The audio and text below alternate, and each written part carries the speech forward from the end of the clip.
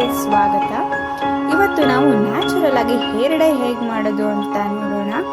First ಆಗಿ ನಿಮಗೆ ಕರಿಬೇವಿನ ಸೊಪ್ಪು 20 ಗ್ರಾಮ್. ಇದರಿಂದ ಹಲವಾರು ಉಪಯೋಗಗಳಿವೆ. ಕೂದಲಿಗೆ ಆಗುವಂಥದ್ದು, ಕೂದಲನ್ನು ಕಪ್ ಮಾಡುತ್ತೆ, ಸ್ಟ್ರೆಂತ್ ಮಾಡುತ್ತೆ. ನೆಕ್ಸ್ಟು ಒಂದೆಲಗದ ಎಲೆ 10 ಗ್ರಾಮ್ ಬೇಕಾಗುತ್ತೆ. ಇದು ನಮ್ಮ ಕೂದಲಿನ ದೃಢತೆಗೆ ಹೆಲ್ಪ್ ಮಾಡುತ್ತೆ, ಡ್ಯಾಂಡ್ರಫ್ನು ಪ್ರಿವೆಂಟ್ ಮಾಡುತ್ತೆ ಇದು.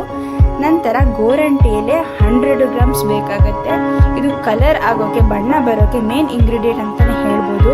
ನಂತರ ದಾಸವಾಳದ ಹೂವು, ಇದು ಒಂದು ನ್ಯಾಚುರಲ್ ಶೈನ್ ಕೊಡುತ್ತೆ ಮತ್ತು ಕೂದಲನ್ನು ಸ್ಮೂತ್ ಮಾಡುತ್ತೆ.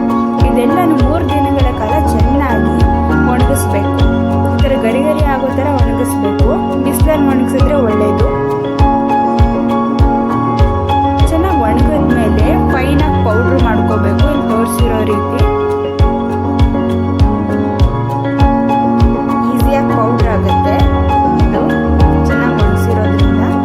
ನಂತರ ಇದನ್ನ ನೀರಲ್ಲಿ ಮಿಕ್ಸ್ ಮಾಡಿ ಒಂದು ರಾತ್ರಿ ಎತ್ತಿಟ್ಟು ಉಪಯೋಗಿಸೋದ್ರಿಂದ ತುಂಬ ಹೆಲ್ಪ್ ಆಗುತ್ತೆ. ಎಲ್ಲ ನ್ಯಾಚುರಲ್ ಆಗಿ ನೀವು ಇಂಗ್ರೀಡಿಯೆಂಟ್ ಉಪಯೋಗಿಸೋದ್ರಿಂದ ನಿಮಗೆ ಸೈಡ್ ಎಫೆಕ್ಟ್ ಇರಲ್ಲ.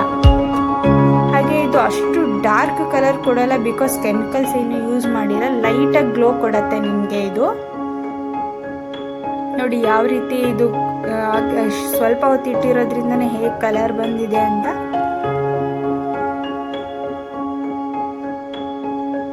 ಎಲ್ಲರೂ ಒಂದ್ಸಲ ಟ್ರೈ ಮಾಡಬೇಕು. ಕೂದಲಿಗೆ ಹಾಕ್ತಾ ಇದ್ದೀವಿ. ನಿಮಗೆ ಗ್ರೇ ಕಲರ್ ಇರೋ ಕೂದಲಿಗೆ ಹಾಕಿದಿದ್ರೆ ರಿಸಲ್ಟ್ ಚೆನ್ನಾಗಿ ಬರೋದು ಅಂತ ಹೇಳ್ತೀವಿ. ಎಲ್ಲರೂ ಟ್ರೈ ಮಾಡಿ ಹೇಗಿತ್ತು ಅಂತ ಕಮೆಂಟ್ ಬಾಕ್ಸ್ ಮೂಲಕ ತಿಳಿಸಿ. ಏನೇ ತಪ್ಪುಗಳಿದ್ರು ಕೂಡ ಹೇಳಿ.